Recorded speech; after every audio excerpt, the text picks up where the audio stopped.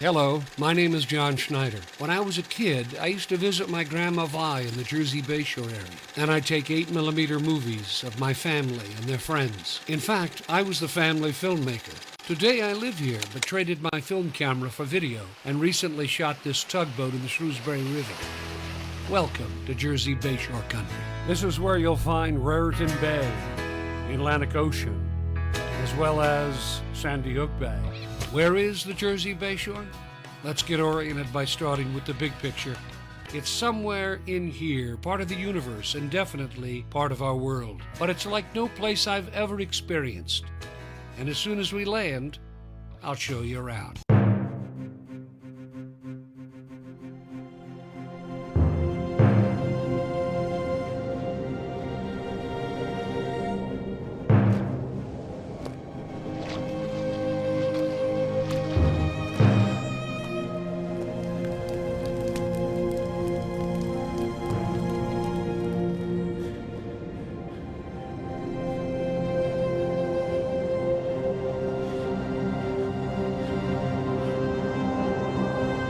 Valley Forge, Pennsylvania, February 1778.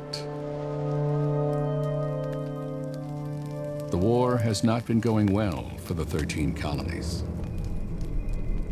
For over 2 years, Continental armies and militias have battled the British, with victory nowhere in sight. Now, as the grim, cold months drag on, men are sick, morale is sinking. Could the dream of independence be slipping away? Within Congress and the halls of power, whispers of doubt grow by the day, wondering if George Washington is the right man to lead the nation's army.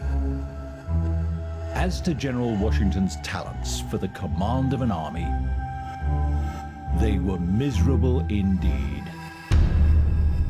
General Washington has suffered an embarrassing string of defeats. Chased from New York City, outmaneuvered at Brandywine. 2 battles he has lost for us by such blunders as might have disgraced a soldier of 3 months' standing. And now endures the worst indignity yet. He has permitted the enemy to occupy the nation's capital, Philadelphia. I fear we shall sink with him.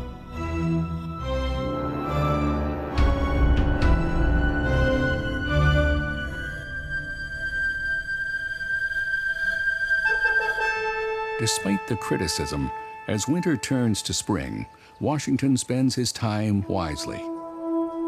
His men are battle-hardened, but lack the skills necessary to fight toe-to-toe with professional British soldiers. He enlists a Prussian military officer named Friedrich von Steuben to give the men a stern dose of European military training.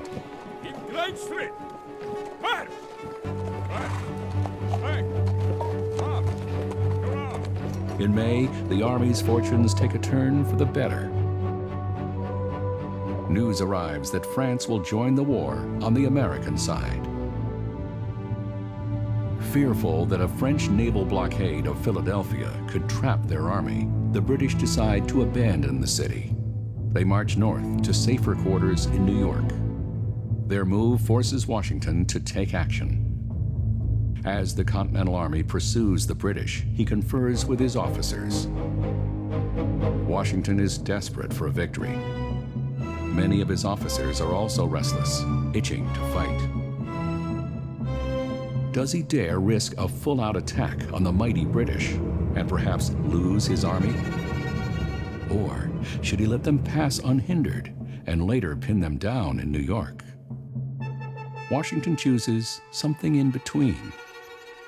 The Continental Army will launch a partial attack on the British. One of Washington's greatest critics, Major General Charles Lee, will lead the assault in a small town called Monmouth. Today we're going to visit probably the most important historic site in the state of New Jersey, the battlefield at Monmouth. Monmouth Courthouse, as it's sometimes called. The Battle of Monmouth was the longest battle of the Revolutionary War. It was fought in June of 1778. So now we're going out to the battlefield, and join historian and archaeologist Michael Temporaro. Monmouth Battlefield is located fairly central in Monmouth County. This is the site of one of the largest battles of the Revolutionary War, where George Washington led the American Army fresh from Valley Forge against the forces of the British Army, the 1st Division under General Clinton. They fought here almost an all-day battle.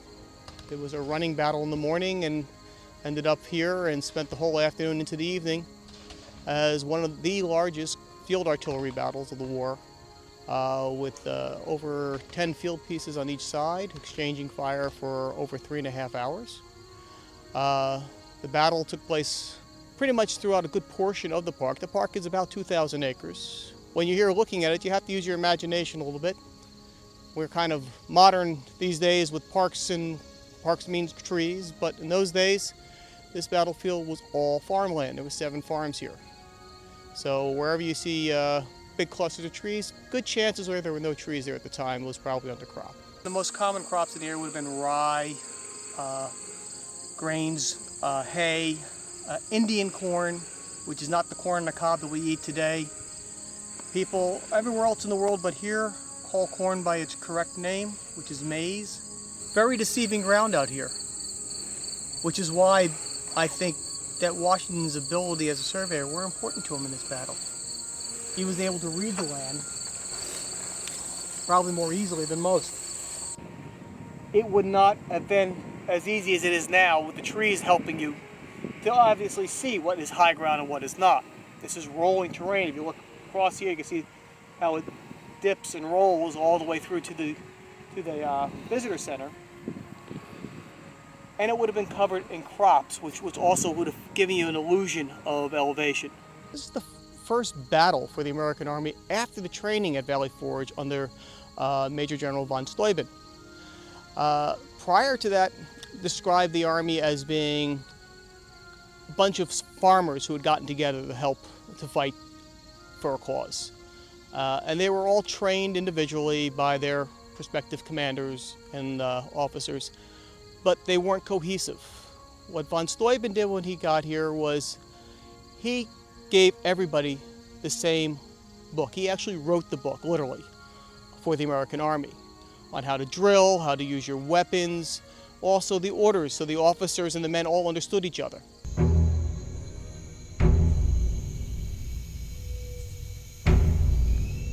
June 28th, early morning. The British commander, Lieutenant General Henry Clinton, prays that Washington will launch a full-out attack and give him the opportunity to crush the Continental Army once and for all. But he suspects Washington too cautious of a man to engage his army. Already intense summer heat shimmers off the farm fields. It was almost impossible to breathe. The sun shining full upon the field. The mouth of a heated oven seemed to me but a trifle hotter than this.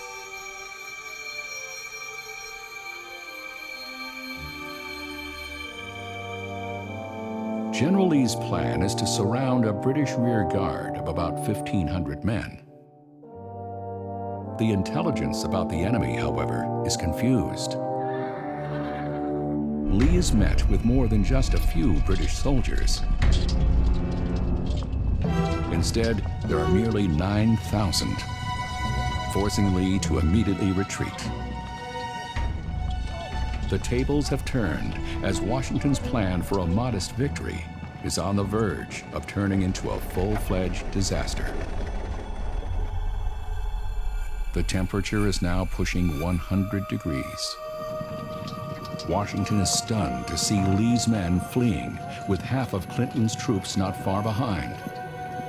As the fate of his army hangs in the balance, Washington has but 15 minutes to formulate a plan. Without wavering, he commands his artillery to take the high ground. Then he moves men into the nearby woods. Lee forms a defensive line along a farmer's hedgerow. Their orders to hold their ground as long as humanly possible. The hedgerow is a property dividing line between two farms. In this case, it is a simple wood fence, and it does have some overgrowth with it. If we were to say there's an epicenter to the battle at this battlefield, it would be about where we are right now. There would have been an initial skirmish right here on this fence line where 2,000 Americans waited for the attack of the British. This area here, probably at its peak of the battle, which probably was fairly close to noonish, probably had about close to 5,000 men fighting on it. It is a running battle, but when it gets to here, it does turn into a number of fixed positions. There are 3 primary fixed positions for where the British artillery is set up in the British Army, and 2 positions for the American artillery. George Washington and the main body of the American Army are actually on the far side of the park from us right now. General Clinton and the British Army are somewhere in the middle, and right where we're standing, just a little bit off to my left, is where General Greene and a brigade of soldiers with 4 additional cannons came to this position about halfway through the battle, and this is what got the British into the crossfire between 2 fixed artillery positions. We think of battle and warfare in modern technology and modern terminology. Think of the uniforms. Today, our uniforms are camouflage to try to blend into the background. In those days, the uniforms were fairly bright colored. You were making a statement. You know, when you saw a line of bright red coats, you knew you were up against the finest army in the world at the time, the British Army. Of the intimidation factor, it is as much a weapon as the muskets they carried. So the muskets did not have a long range to begin with, and on top of which it can go any of 1,000 directions, which is one of the reasons for the tactics of the day. You have those nice straight lines. The reason for the lines is one man with a musket isn't dangerous, but 10, 20, 100, or at one point here in this battlefield, the British line was 1 mile long. That firing all at once, that's what's dangerous. That's a solid wall of lead. And in those days, it really was lead coming at you. The idea of officers up on high positions trying to direct this is, it's more like a game of chess. I like to say prior to this battle, the British were playing chess and George Washington was playing checkers. At this battle, George Washington for the first time can play the same game. And he can have his armies moving and positioning and jockeying around the same way the British do. The whole concept of an American army, we've been calling them the Continental Army for the whole time, it wasn't a single unified force. I like to think of it as, he walked into Valley Forge with a bunch of individual units and he walked out with one cohesive army. Here also for the first time with the American Army, you see not the Virginia line or the Pennsylvania line or the New Jersey men, you see picked units, which means Washington can say to his commanders, I want 20 or 30 of your best men from a variety of different units to meet up with an officer to work together as a unit in this battle. So Washington was looking for a victory for himself. He had been on a losing streak for quite a while. He had success early on in the war, of course, at the Battle of Trenton, and later on again a few days later at the Battle of Princeton. But from then on, he's pretty much not doing too well. Some of his other officers in other areas are doing okay, but he himself is not leading the Americans into a victory. The commander-in-chief was everywhere. His presence gave spirit and confidence, and his command soon brought everything into order and regularity. No one has planned for a fight on this field, but fight they will.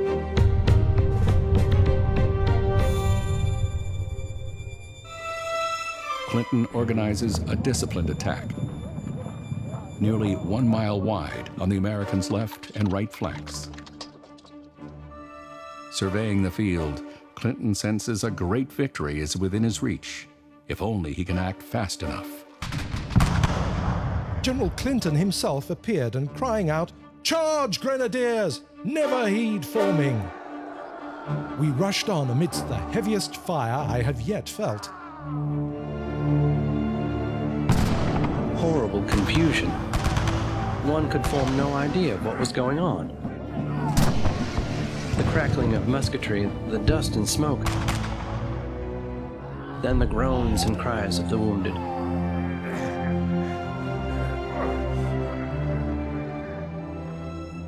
Clinton's impulse is reckless. Desperate to deliver a fatal blow, he pushes his men beyond their limits. The sun beating on our heads, a number of soldiers were unable to support the fatigue and died on the spot.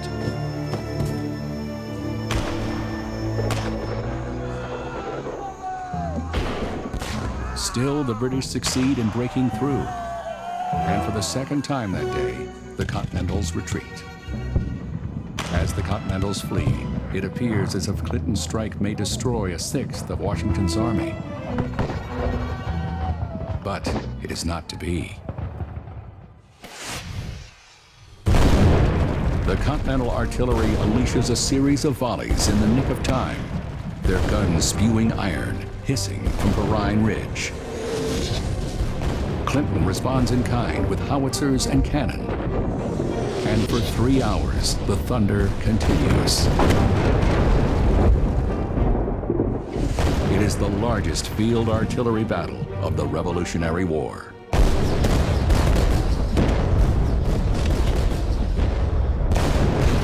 Americans and British alike cling to the sweltering earth, praying for two things: to be spared death and to have a cool drink of water. Washington makes the decisive move. He outflanks the British by placing 4 additional cannons on Coons Hill, which permit the Continentals to bombard the British from 2 directions. Clinton has no choice but to retreat. By 6:30 p.m., the battle is mercifully over. The infantry has not had a chance to really show itself, especially after all that new training. So when this battle turns into an artillery duel, Washington's still looking for that infantry battle. And once the British start to withdraw after the artillery gets them into a crossfire, he finally gets his chance. And he actually gets 2 separate skirmishes at the end of the battle where the infantry gets to show what it's learned over that long winter and spring. American troops attacking isn't exactly a common thing for the British to see anyway, but in this case, coming out and in regimental order, lining up and firing and advancing is something new. That night, the British slip away and continue marching toward New York. General Washington declares victory. The Brits, on their side, they want to keep the Americans away from the convoy. They don't know what Washington's thinking. They don't know what the Americans are thinking. All they know is orders from London. Get your troops to New York. The battle's toll has been heavy. Over 700 men are killed, wounded, or missing. Almost as many soldiers have died of heat and dehydration as have died from battle wounds.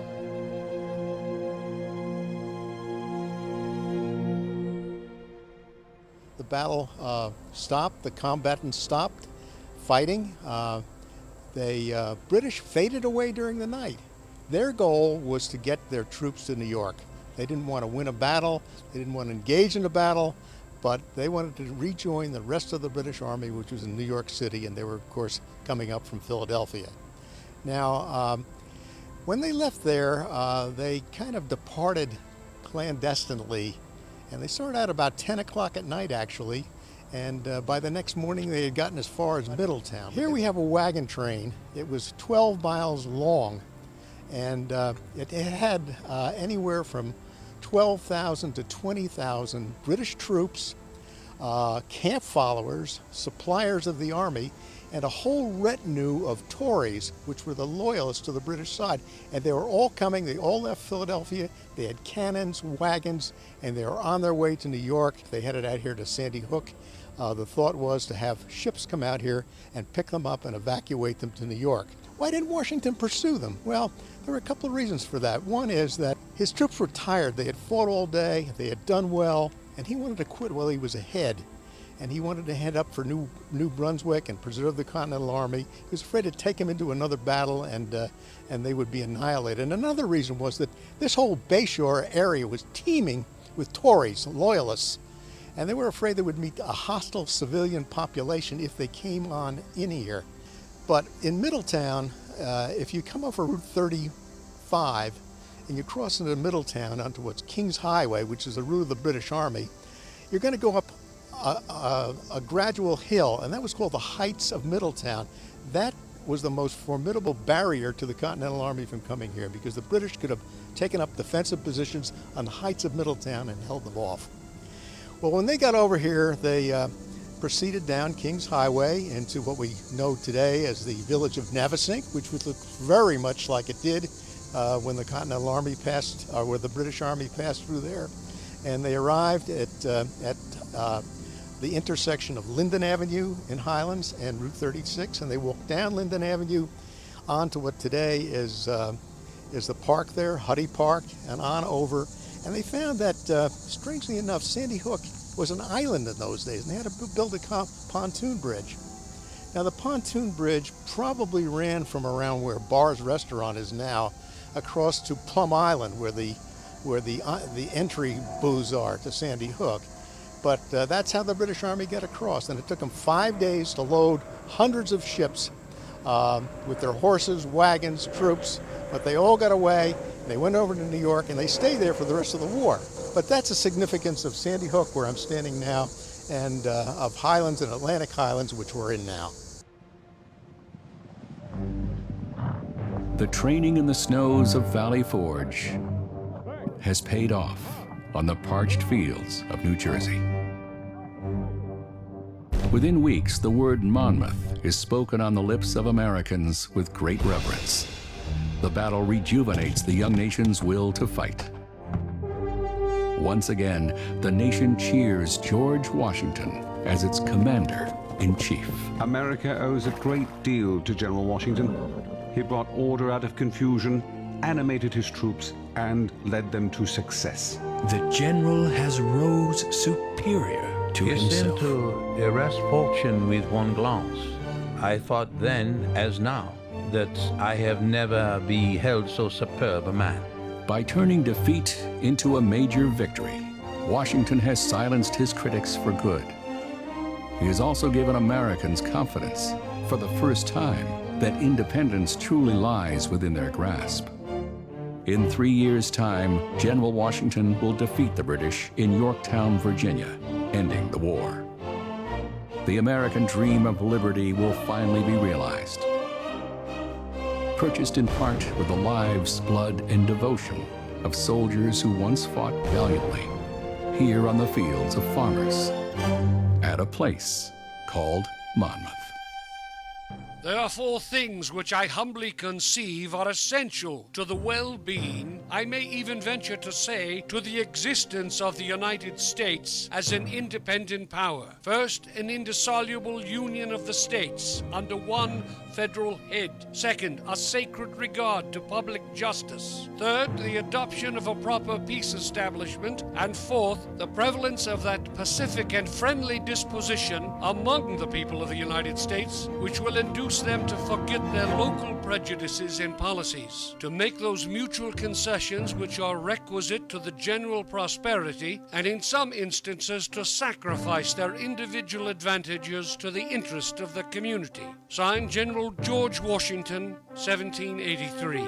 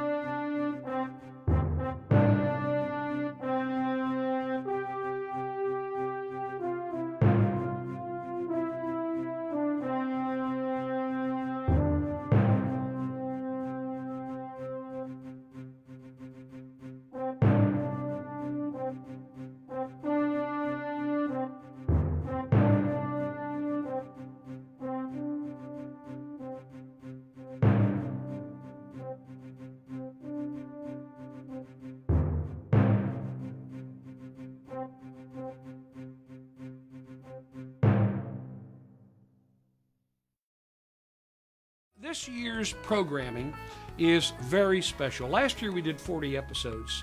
Very popular. Everybody loved them, I hope. Some of them were better than others. I get it. But this year it's going to be fantastic. I'm taking the boat out. We're doing more on the Revolutionary War. I'm going to take you places you've never been. We're going to talk to some photographers about where are the special places that we don't know about, and they're going to give us some tips on photography. My boat is going out and going up the Raritan River. I've never been there. We're going to talk about the hadrosaur, which is New Jersey's official state dinosaur, which roamed the earth millions of years ago. In fact, it was in the Raritan River Valley, which is now Raritan Bay. My boat's going to go everywhere, and I have a drone that I've learned to fly, and it's going up and it's taking pictures and video of the Jersey Bay shore like you've never seen it. It's really going to be an interesting season, and I hope you'll join me. There's no excuse not to see it. This is everywhere. Last year we had over, ready for this?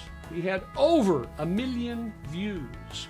In our Facebook groups, we have over 10,000 members. I can't tell you how much I appreciate you watching these shows and watching my videos and giving me the feedback. Again, some are better than others. I get that. Sometimes I post too much. I get that. But I think you're going to enjoy the show. And I work hard to try to make it good. And I hope that you will contact me and keep telling me how we can improve the programs, what you would like to see, because that's what makes the show special. The things that you want to see are probably the things I want to videotape. So please join me for the second season of Jersey Bayshore Country, and thanks so much for your support.